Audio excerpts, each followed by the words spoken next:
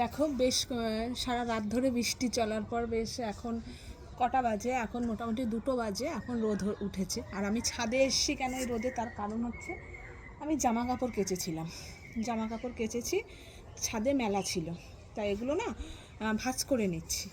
আর আমার একটা জিনিস কী বলো তো, আমি ছাদে ধরো জামা কাপড় মেললাম বা কাচলাম, আমি আর ঘরে নিয়ে গিয়ে ভাঁজ করি না, সেখানে একেবারে ভাঁজ করে রেখে দিই, মানে কাজটা কমিয়ে দিই।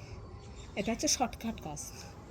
এই দেখো এগুলো সব কেচেছি, তাই এগুলো সব ভাঁজ করে নিয়েছি, মানে শুকিয়ে গেলে আমি ছাদে জামা কাপড় তুলতে এসে একেবারে ভাঁজ করে নিই। এতে করে কী হয়, এটা শর্টকাট কাজ মিটে গেল, শর্টকাট কাজ হয়ে গেল আমার। শর্টকাট কাজ হলে আর কি কাজ কম হয়, এটা ফাঁকিবাজি কাজ যাকে বলে।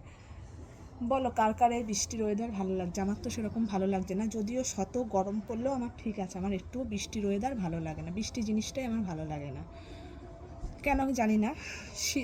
শীতকাল তাও আমি সহ্য করে নেব, কিন্তু আমার বৃষ্টির ওয়েদারটা একদম ভালো লাগে না। আর আমার সবথেকে ভালো লাগে হচ্ছে গিয়ে গরমকাল। অনেকের হয়তো গরমকাল ভালো লাগে না, আমার গরমকাল তাও ভালো লাগে, ভীষণ ভালো লাগে, আমার গরমকালটা প্রিয় বলতে পারো। আর এই বর্ষাকাল বলো আর বৃষ্টি, মানে এই যে বৃষ্টি হয় যে, আমার এই ওয়েদারটা একদম ভালো লাগে না।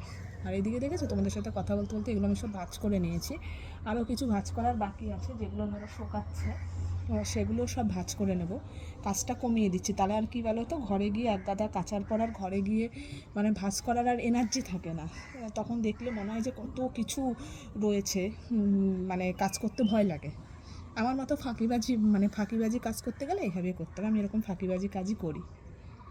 যাই হোক, এই টিপসটা তোমাদের কীরকম লাগলো অবশ্যই বলবে। আর তোমরা চাইলে এরকম জামা কাপড় কেচে শুকিয়ে নিয়ে একেবারে ভাঁজ করে নিয়ে আলমারিতে রাখতে পারো বা আলনায় রাখতে পারো, আমি তো এইভাবেই কাজ করি। টাটা।